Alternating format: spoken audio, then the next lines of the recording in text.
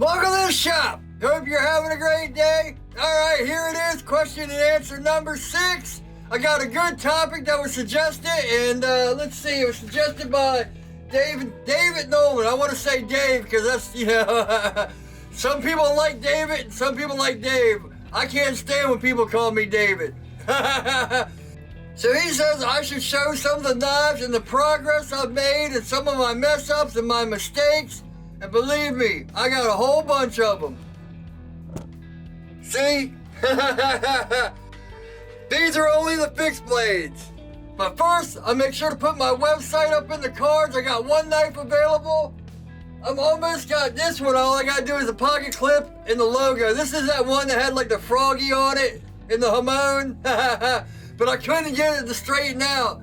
And I've almost got it centered. So this one might come up, but I got these 3 other ones that have thinner blades that I gotta do the back spacers. I just started them. But I still got the bevels and all that from the last video if you watch that. So anyway, make sure to like, subscribe, hit the bell, leave me more comments, more questions. I got like 2 or 3 for the next one. So yeah, if you don't see your question here, it's because I saved it for the next one. Anyway, let's get started. So yeah, he says he wants me to show him my knives and my progress and my mess ups and all that. I gotta be careful, some of these are actually sharp. Woo. These 2 right here are the first knives I ever made. And like everyone else, they're full flat. Whenever you make your first knife, it's always full flat because you keep trying to go up a little bit more and you blow over. You don't know what you do. I think this is the only one that's actually 1/4 inch. I forget how I did that jimping, but it's crooked as hell. None of the things are straight and it's crooked. It's going like crooked like this. Oh man, I forget how I cut that in. I didn't do it with a file. Oh, you know what I did? I took a disc grinder and I hit it with the disc grinder and then did that. So yeah, this one's big, small, a little bit bigger, small, about the same size, smaller, smaller, even smaller. A big one. Yeah, man, but you gotta learn. This is a good idea. And look at this. Woo! Look at the big old smiley face on that. So, and man, good Lord. Yeah, these are the only 1/4 inch, because that's what I bought, 1/4 inch, $10.95 for my first knives. Well, to be honest, this is my first knife. I bought the steel from Home Depot. I hang it on my wall just to remind me, you know, where you start. You don't even know what you're doing. Just go buy some steel and start making it shape like a knife. At some point, I was getting into cleavers. So, I think I tried my first fuller, and it kind of worked, but I never got back to it or tried it again. This was like right after I got my mill, obviously. So this is like a year or 2 in. You know, Tanto style. You can tell my bevels, yeah, my bevels, I haven't got the swooping plunge down yet. Yeah, all these. This is before my swooping plunge, how I learned how to do swooping plunges. But you can see it, man, look at that swedge. Swedges are my nightmare. Low grind so I don't blow up and over. I even tried a gut hook on this, man. The only time I ever tried one, and they're impossible to sharpen and all that. But look, I tried to do some Anzo on here and it just turned into a stone pattern. That's the funny thing. I don't even know what I did on this thing. This thing looks like a big old fish or a whale or something. Here, I'll show you the progression of Anzo patterns. You can see this started as me trying to do Anzo and turned into a rock pattern. And I think I just did took a drill and drilled into that little holes. Yeah. Just like an Anzo, and I couldn't get it, so it turned into rock patterns. Man, I gotta take the pivots out of all these. That's a waste of pivots. I carried this knife for years. So here's my next Anzo. You know, I didn't want to go too far and mess it up to make it a rock pattern, so I just kept it like that. The swedges actually came out pretty good on this one. I like this one. I carried this for like 2 or 3 years. Then I upgraded it to this and actually got my Anzo down. Boom. I haven't done an Anzo in a while though. I carried this for a long time. In fact, I carried this up until I made folders. This is one of my ones that I switched in and carried. I haven't done a swedge in a long time.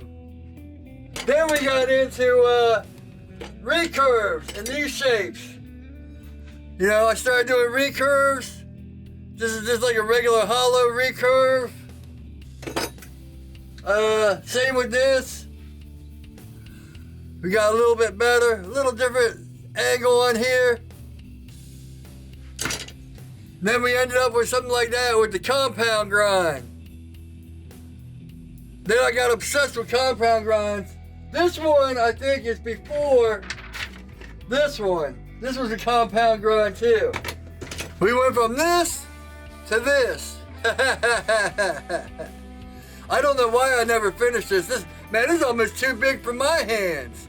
I guess I was trying to do a razor here. I even put like a hole in the deal to flip out the razor. I think this is the only piece of my carder I ever used as a handle. I used G10. I bought my carder. I think I never even finished it. Look at that grind. Woo! Big old whale knife. Another one. This one, the swedge actually turned out pretty good. I don't know why I never finished this one. Now that I see some of these, I think this is even a compound grind. Yeah. Huh. Look at that little bad boy. But man, you know, it's all, look, I used to make my handles really short. There's an Anzo I tried to do. It's all the way up. So, you know, you can see, looking back, I know exactly when I made each one of these knives. You know, Tanto. This one's actually not too bad. I might have to make another one of these someday. I even did, I glued up, you know, liners of red and black on black liners. So that was not too bad. Huh. This was probably about 2 years in, 2.5, maybe 3 years in. I was getting into a lot of Tantos, so yeah. You know, I made this one probably about 3 years ago. You can tell I was just starting to get swooping plunges in. I still messed it up. I carried this one for a long time. In fact, this is the knife that's on a lot of my shirts. And you can still get the shirts on my website with this knife on it. That concludes the fixed blades. Now let's go to folders. Give me a second. Now here's my progress of folders. Here we go. I swear, starting folders was like starting knife making all over again.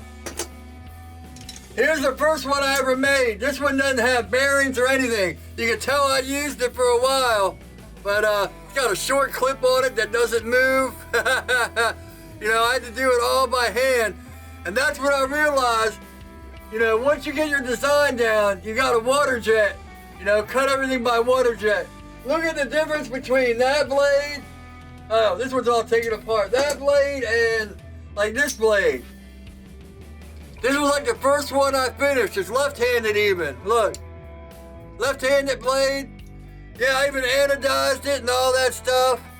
It doesn't even have my back spacers in it. It's got, you know, just standoffs. It's even sitting up off the deal, sitting up off the titanium. But it works.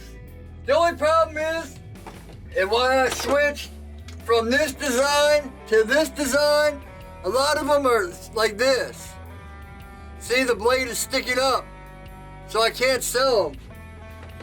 All these are finished, but they stick up just a little bit. That's why I just couldn't sell these. because, you know, I carry this one every once in a while until I finish mine. This is left-handed too. Till I finish this. Now this is what I carry all the time. This big old pile isn't even half of all the ones. I had 17 of these made, and I think I sold 3. And I got 2 or 3 here. But like I say, they can't be sold because, look how far that one sticks up. So, yeah, that's why I made that big old piece. But, alright, there's my progression in knife making, and I still got a long way to go. I love this blade. I carry this thing everywhere. Yeehaw! Fits right on. You can't even see it. That's how I carry my knives when I'm out shopping. That way everyone can see it. I don't, a lot of people put them inside their pocket. Why even have a knife if you're going to carry it inside your pocket? You got to carry it out. Show it off. Let's get down to questions. In fact, David asked a question about materials for new knife makers. This one's a really hard one. It depends on your budget. If you can get a 2x72, then I would suggest getting a 2x72. If you can afford, the thing is, I saw a couple 2x42s, like the long 2x42s. They're only like $300. That's a lot better. It used to be like $400 or $500 for the Grizzly 2x42. So, the best you can afford to get, even if you only get a 1x30 to start on, that's what I started on. And then I got a loan from my mom to get my 2x72. So materials, knife making's expensive. Belts and all that cost a lot of money. You can do it all with files if you have patience. I don't have that kind of patience. I don't even have that kind of patience to do a video on how to do it with files. Because I just couldn't. I did that one video I'll put up here where I do my 1x30. It's called Back to Basics. So if you have a 1x30, that's where you start. Always use ceramics from, when you're starting out your grinds, pre-heat treat and post-heat treat. If you want to start out with a 36 or a 40 or a 50, it has to be ceramic. Up to 120, I go ceramic. Then the rest I go either Trizac. I don't use aluminum oxide because they just burn out way too quick. Trizacs cost like $10 a piece, $8 to $10 a piece. But man, when you burn through 10 aluminum oxides, and you mess up your knife, after you get to 220, the belt starts skipping and all that stuff. So Trizacs are worth it. They last a lot longer. So, it's all about consumables, and you have to use ceramics with belts. Other than that, I don't know what else to tell you. Some people, leave your opinion on what materials you need as a beginner, because that's a hard one for me to answer. Because I started with I started with a 1x30 for maybe a month, and then went right to a 2x72. And then got my drill press and bandsaw. Bandsaw is a game changer. You can get a disc grinder for what, like $70-$80, which you'll probably need down the line. And the Harbor Freight stuff, I guess they work. I've never used a Harbor Freight disc grinder, but I have used a Harbor Freight bandsaw. And if Amazon didn't sell this, I would have got another Harbor Freight bandsaw. But this is down on my Amazon links. It's lasted good. They're both about the same. I've never used a Milwaukee or a DeWalt, but I can't imagine them. Here's the thing about knife making supplies and a lot of things. A lot of people like the more expensive belts. They're like twice as much, but you don't get twice as much out of them. Are they better? Yes, they are better. Are they twice as good? No. So to me, it's not worth the money. This bandsaw works great, does every function. I never had a problem with it. Will a Milwaukee do the same? Maybe a little bit better? Yeah, but it's also, 2 or 3 times more the cost. So that's, when you're looking at things, that's one thing you have to look at. With your 2x72, I would say try to go as the best you can. if you're gonna get a 2x42, I don't know the prices on them, but the one that's just straight up, I see a lot of guys buy them and then they become a second grinder because it doesn't work good, and then they upgrade to a 2x72. In my opinion, if you can, instead of get the 1x30 and just save up and get the 2x72 as soon as possible. Skip the 2x42. Unless you get like one of those like Alex Steele has, the 2x42 where you can change out the platens and all that. You want something where you're going to change the platen, or you can change to a wheel, or, small wheel attachments. That's what you want. Brian Houseworks, he has one, but you have to weld it together, I think. So you might want to check that out if you can weld. So Steven asked about a compound grind. Is there any practical reason for them? I would imagine on like a bigger knife like this, it's probably more practical because you have, the thin edge of a hollow grind and then the stiffness of the flat. Like the knife I'm working on now. If I would have made this a compound grind, it wouldn't have busted. Because it would have had a thin in here and it would have had thick at the edges. So on the bigger knives, I'm sure there is a lot more practicality than something this small, which just looks badass, But it leads me to a question for you guys.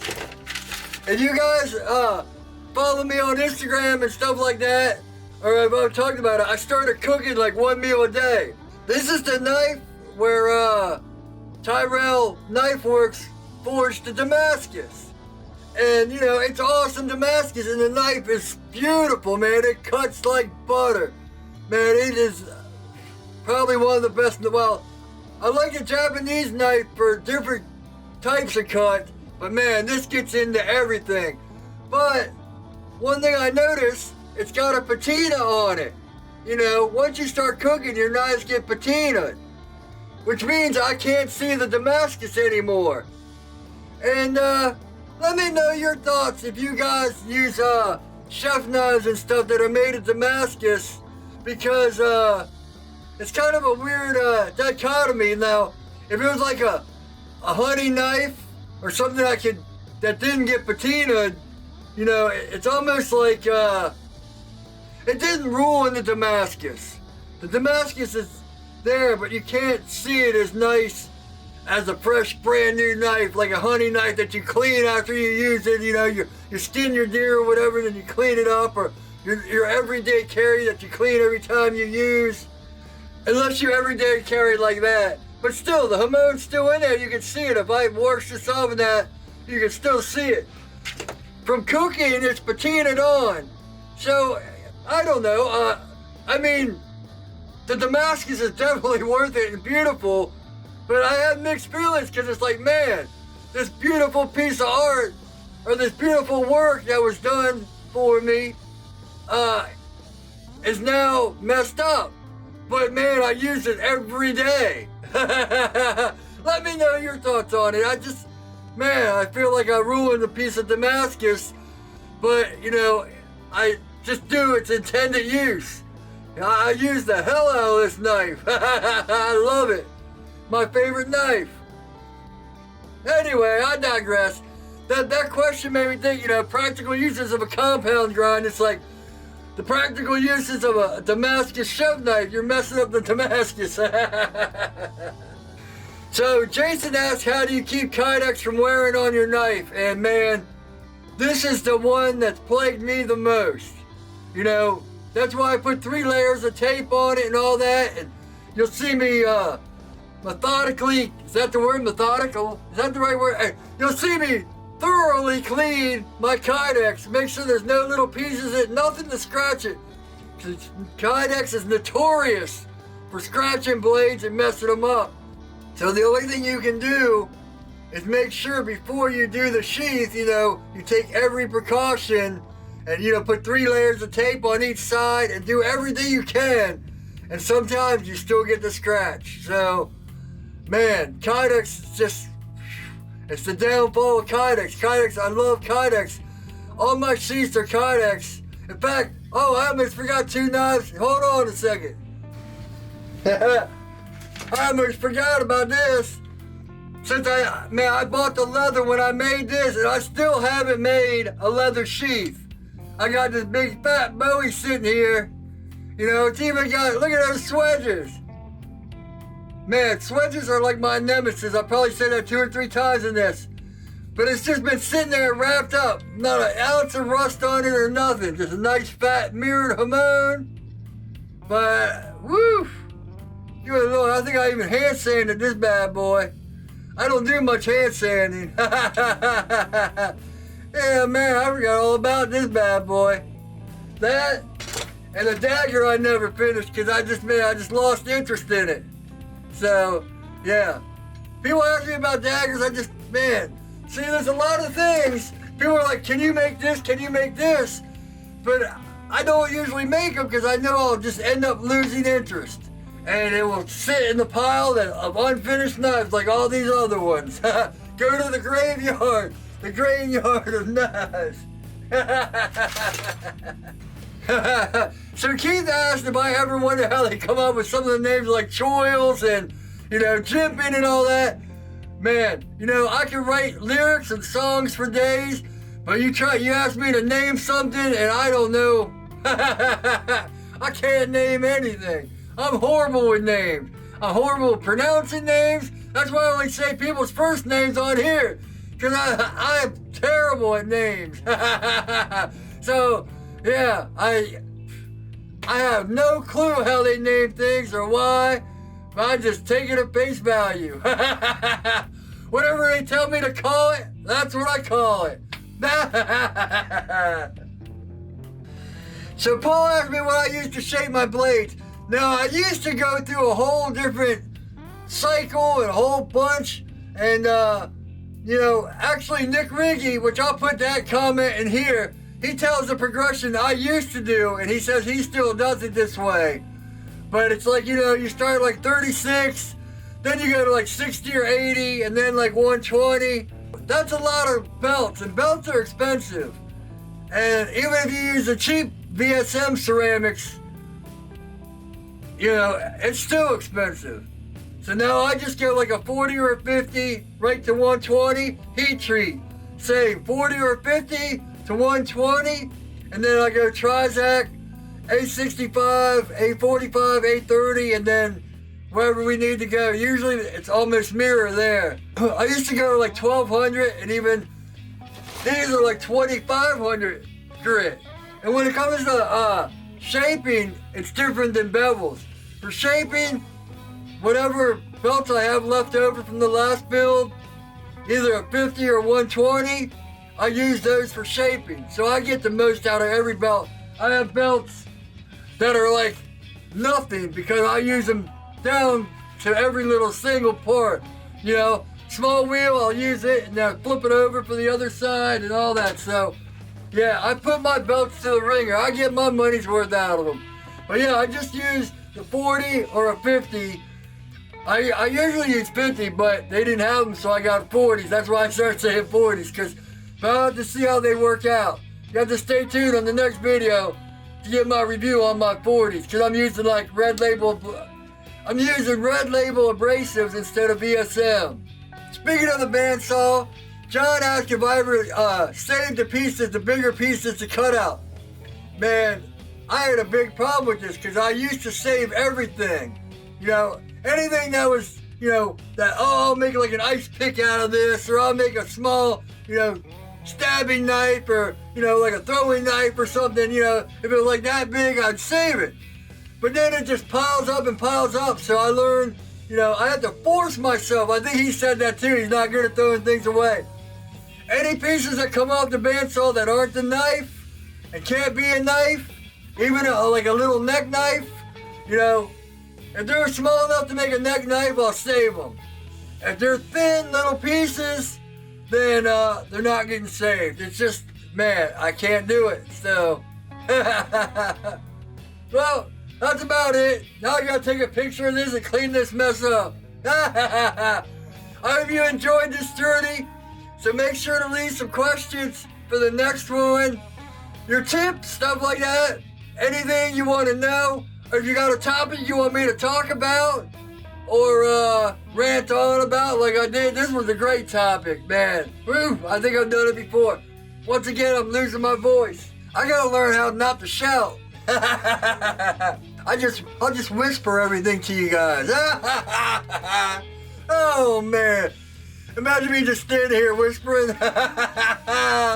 Oh man, I'd go crazy. So like I said, my website's up in the cards. It's the first down in the description. I got shirts on there. I don't have my new shirt, but I got a new shirt on there. I got the old shirts with that one knife I showed earlier. I got one knife available, but I'm working on 5 more. I got these bevels to do. It's all heat treated and stuff like that. This one's taken, but these 2 will be up. These 3 folders, stuff like that. All my Amazon links for stuff like my tools and the bandsaw, all that stuff is down in the links. Let's see if I can talk some more so I can't talk at all. Alright, make sure to like, subscribe, hit the bell, comment, all that stuff I say. Yeah, thanks for watching. Another episode's over. Back to some knife making. I'll put the playlist to the rest of the Q&As right here, and my website's right there. Hope y'all having a great day, and as always, oh man, I was cleaning up, I almost forgot this one. Look at that bad boy. I don't know how I pulled that one off. Yeah, man. Alright, take it easy.